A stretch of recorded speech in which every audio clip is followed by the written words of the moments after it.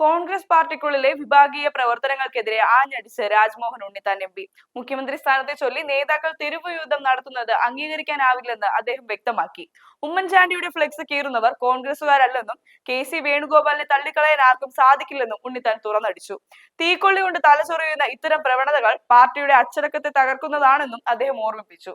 മുസ്ലിം ലീഗിനെ വിമർശിച്ച മാത്യു കുഴൽനാടനെതിരെ ഉണ്ണിത്താൻ കടുത്ത ഭാഷയിൽ പ്രതികരിച്ചു.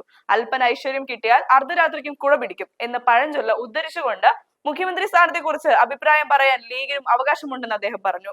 UDFന്റെ വിജയത്തിൽ എല്ലാ ഘടകകക്ഷികൾക്കും തുല്യ പങ്കുണ്ടെന്നും ആർക്കും ആരെയും തടയാൻ അവകാശമില്ലെന്നും അദ്ദേഹം കൂട്ടിച്ചേർത്തു.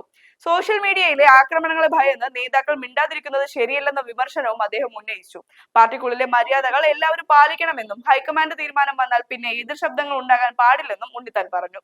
ഉമ്മൻചാണ്ടിയുടെ ഫ്ലെക്സ് കീറിയപ്പോൾ പ്രതികരിക്കാത്തവർ കോൺഗ്രസ് നേതാക്കളുടെ കോലം കത്തിക്കുന്നത് സഹിക്കില്ല. മുഖ്യമന്ത്രി സ്ഥാനത്തിനായി പോരാടുന്നത് അവസാനിക്കണമെന്നും തെരുവിൽ പാർട്ടി നാളം കെടുത്തുന്ന ഇത്തരം പ്രവർത്തികളിൽ നിന്ന് നേതാക്കൾ പിന്തിരിയണമെന്നും അദ്ദേഹം ആവശ്യപ്പെട്ടു.